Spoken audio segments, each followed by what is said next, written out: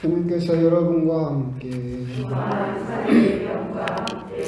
루카가 전한 거룩한 복음입니다.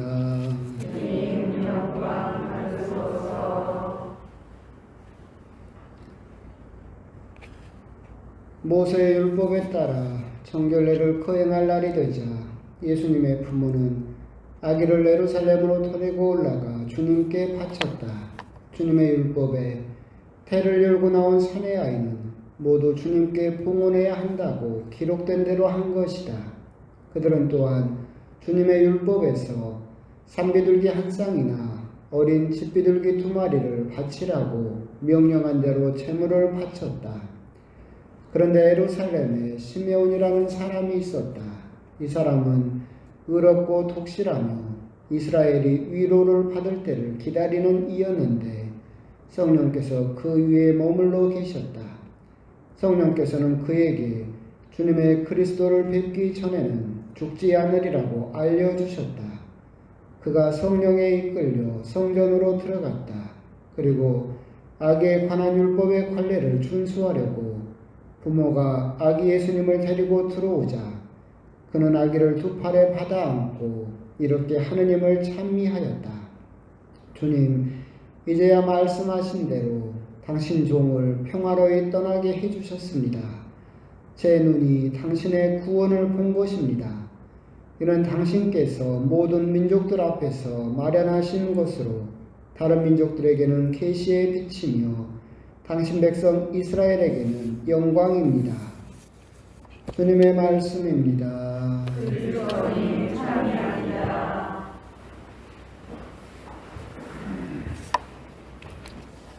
아멘. 예수님. 오늘은 주님 봉헌 주기를 살짝 옮겨서 어제는 오늘 봉헌을 하고 있습니다. 여러분들이 봉헌한 초를 축성을 하면서 또 우리가 저 초를 밝혀들고 하느님께 드리는 그 기도가 또 하느님께서 또 들어주시기를 청하면서 그것보다는 오히려 또 저 세상을 밝히는 초처럼 하느님께 무조건 주세요 주세요라는 그 믿음 이전에 먼저 나를 태우는 초는 자기 자신이 타야만 빛이 나기 때문에 자기 자신을 태우는 그런 봉헌의 의미까지도 먼저 담고서 바치는 그런 날이기도 하죠. 오늘 주님 봉헌 축의 의미를 나누기 전에 오늘 아침부터 이제 계속해서 제 머리를 떠나지 않고 있던 생각이 하나가 있는데, 불교에서 이야기하기를 알미란 곧 덫이다라는 말이 있어요. 그러니까 우리는 많이 알고 뭔가를 아는 것이 아는 것이 힘이다. 물론 모르는 게 약이다라는 말도 있지만 아는 것이 힘이다라고 해서 많이 아는 것을 굉장히 중요시하게 생각을 하지만 오히려 그 알미 우리 삶에 덫이 될 때가 가끔 또는 자주 있다. 오늘 또 지구사제 모임을 하면서 또 신부님들을 보고 있자니 계속해서 그런 생각이 또 들었어요. 우리들은 안다라고는 하지만 또 세상에서 말하기를 아는 만큼 보인다라고 이야기를 하지만 그걸 돌려서 생각을 하면 딱 그만큼만 본다라는 의미일 수도 있죠. 아는 만큼 보인다, 이만큼만 본다라는, 그래서 그 밖의 것, 그래서 그 알미 덫이 되는 경우는 뭐가 있느냐면 그 자기가 알고 있다고 생각하는 사람, 자기들이 많이 알고 있다고 생각하는 사람은 자기 알의 바깥쪽, 내가 모르는 것, 그것은 틀린 것, 나쁜 것, 이렇게 인식을 해버리는 순간 그 자신이 알고 있던 알미라고 하는 것은 덫이 돼서 우리들을 덮치게 된다. 그래서 해박하다라고 하는 것은 다른 의미로 따지면 해박한 편견이다라는 그런 말이 또 있는데, 그 말이 또 저나 여러분이나 많은 사람들에게 또 통용되는 그런 말이지 않을까 생각을 해보면 그렇잖아요. 여러분들이 여러분 남편을, 여러분 부인을, 여러분 자녀를 알죠. 잘 알죠. 진짜로.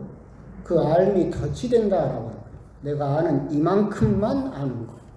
근데 그 사람이 내가 아는 거 바깥쪽에 그런 생각을 가지고 있고 바깥쪽에 어떤 인생관이나 가치관을 가지고 있으면 그것은 틀린 거, 그것은 나쁜 거 이렇게 받아들여 버리면 큰 함정에 빠질 수 있다. 그 생각이 오늘 여러 차례 드는 그런 하루였습니다.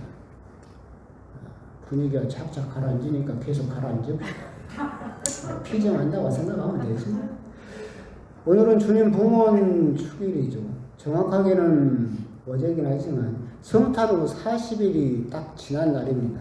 그러니까 구약 율법에서 레위기를 보게 되면 아들을 낳은 경우 40일 동안 조심하고 40일째 되는 날 이후 정결례, 즉 깨끗해지는 예식을 하도록 율법에 규정되어 있죠. 그래서 양 한 마리를, 어린 양 한 마리를 바치도록 되어 있지만 가난한 사람들은 집비둘기든 들비둘기든 한 쌍 두 마리를 바치도록 그 율법을 예수님께서 지키실 필요는 없겠지만 예수님의 세례 때와 같이 당신께서는 율법을 폐기하러 오신 것이 아니다라고 하는 것을 어릴 때부터 계속해서 강조하고 계신다. 그래서 그 율법에 따라서 성탄 후 40일 되는 오늘 주님 봉헌 축일을 지내고 있고 사실 이 주님 봉헌 축일은 역사가 굉장히 오래된 축일입니다.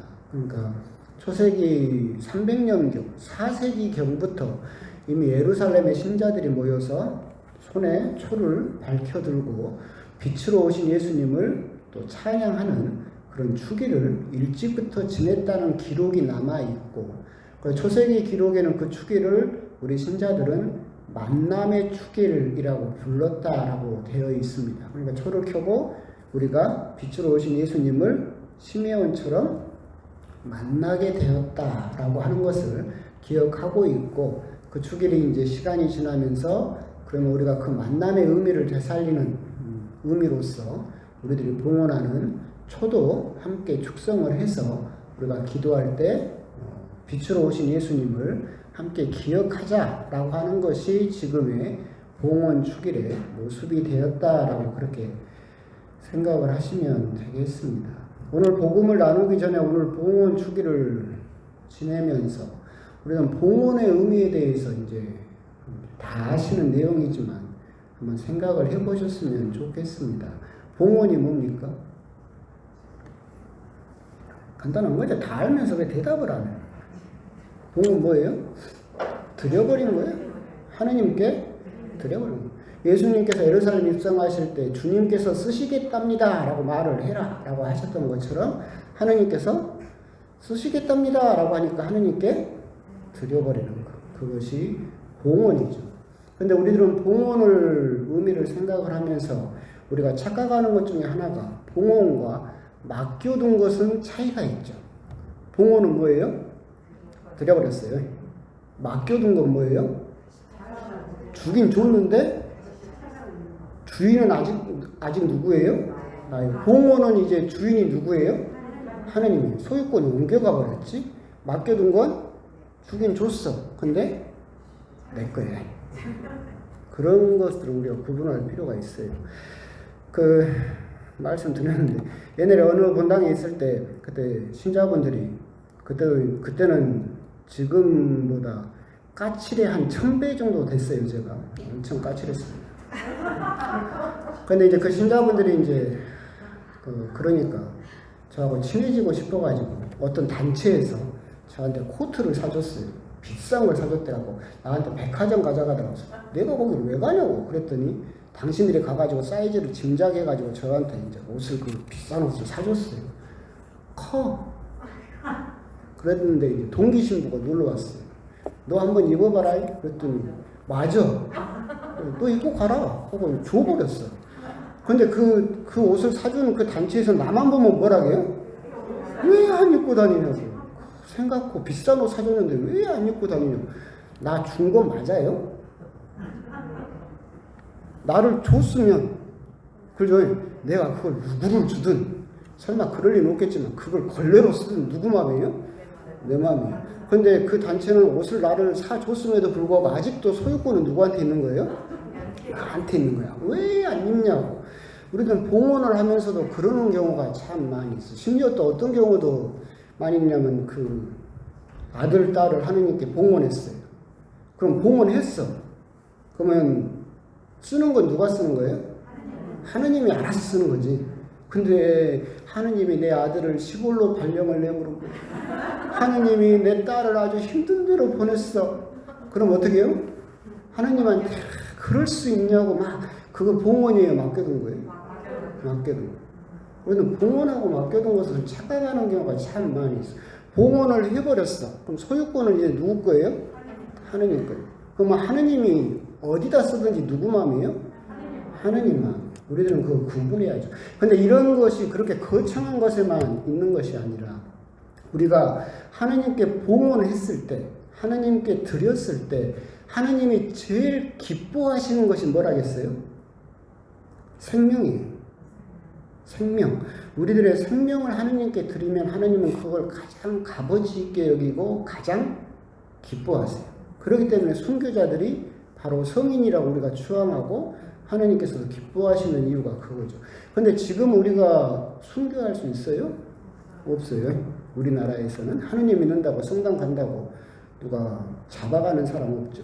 그러면 우리가 생명 다음으로 두 번째지만 생명만큼 값어치 있는 것. 그래서 그걸 하느님께 드리면 하느님께서 생명을 받으시는 것만큼 기뻐하시는 두 번째 봉헌물이 뭐예요? 시간이에요. 시간. 우리가 하느님께 시간을 드린다라고 하는 것은 내 생명을 드린다는 거라고 같은 의미예요. 보세요. 태어나고 싶어서 태어난 사람은 없어요. 세상이 이렇게 힘든 줄 알았으면 태어나고 싶겠어요? 그냥 태어났어요. 언제 죽을지 알아요? 몰라요. 그런데 하느님 편에서 보면 정해진 삶을 살죠. 마치 생각을 해보면 김밥 한 줄 같은 거야. 김밥 한 줄이 딱 있어. 근데 거기서 딱 잘라가지고 누군가한테 1시간을 줬어. 그럼 그 말은 무슨 말이에요? 그만큼의 내 생명을 준 거죠. 그러니까 하느님에게 내 시간을 드린다라고 하는 것은 하느님에게 뭘 드린다는 거하고 같은 의미예요? 생명을 드린다는 거하고 같은 의미예요. 그래서 하느님께서 지금 현재 우리가 드릴 수 있는 최고의 봉헌물은 뭐예요? 시간이에요. 그러면 이제 우리가 생각을 해봐야지. 내가 하느님에게 하느님께서 기뻐하시는 최고의 봉헌물인 시간을 드렸어. 그럼 그 시간은 이제 누구 거예요? 하느님 거예요. 근데 우리는 거기다 뭘 적용해요? 맡겨둔 걸 적용하는 경우가 참 많이 있어. 그러잖아요. 대표적인 것은 기도를 했어요. 기도를 예를 들어서 15분을 했다고 합시다. 15분을 했어. 딱 15분을 기도를 하면 그 15분은 이제 소유권이 누구한테 있어요? 하나님에게 있어요. 그 15분을 어떻게 쓰든 누구 마음이에요? 하나님이에요. 근데 기도가 딱 끝났는데 오늘 기도는 분식만 들들 오늘 기도 망했어. 그러면 어떻게 된 거예요? 맡겨둔 거죠. 아직도 그 시간은 내 시간이야. 그래서 그때는 마음속에서 막 가슴이 뜨겁고 감동적인 생각이 떠오르고 기가 막혀서 막 기도가 잘 돼야 된다라고 생각을 해요. 그럼 그것은 막 봉헌이 아니라 맡겨둔 거죠. 언제든지 내 마음에 안 들면 찾아올 수 있다라고 생각합니다. 미사도 똑같아요. 우리가 이제 주일 미사를 딱 가면 예를 들어서 일주일에 1시간, 2시간을 딱 끊어서 누구 드렸어요? 하나님 드렸어. 딱 앉았어. 근데 몸은 여기 있는데 아직 온전히 못 드렸어. 그래서 맨날 핸드폰 만지고 집에 가면 TV가 지금 뭐하고 있을지 우리 집에 있는 걔는 뭐하고 있나 맨날 집중하지 못하고 온전하게 하느님께 드리지 못하고 그러고 있다라고 한다면 그것을 온전한 봉헌이라고 할 수 있겠는가. 오늘 봉헌 축일에 하느님께 우리가 여러 가지를 드릴 수 있고 하느님께 봉헌한다는 것은 참 고귀한 일이지만 그 중에서 우리가 정말로 한번 곰곰이 묵상해 봐야 될 것은 하느님께 드려서 가장 값진 것은 시간이다. 근데 내가 그 시간을 드리고 정말로 참되게 봉헌했느냐? 정말로 하느님께 맡겨드려버리고 하느님 내가 이제 기도를 15분 하면 알아서 하십시오. 하느님이 그때 분심이 들끓게 하든 아니면 뭐 잠이 들게 하든 하느님께 드려버렸으면 하느님이 어떻게 쓰든 그것은 나는 받아들이면 되는 문제죠. 그런 부분에 대해서 우리가 한번 생각을 해보실 필요가 있겠다. 그래서 참된 봉헌은 우리가 항상 생각해야 될 것은 소유권이 완전히 넘어가 버린 것. 그것을 봉헌이라고 부르지 내가 죽어도 계속해서 내 거라고 생각을 하고 있다라고 한다면 그것은 어떻게 보면 봉헌이라고 부를 수 없는 것이다라는 부분, 그런 부분도 한번 묵상을 해보셨으면 좋겠습니다. 아멘.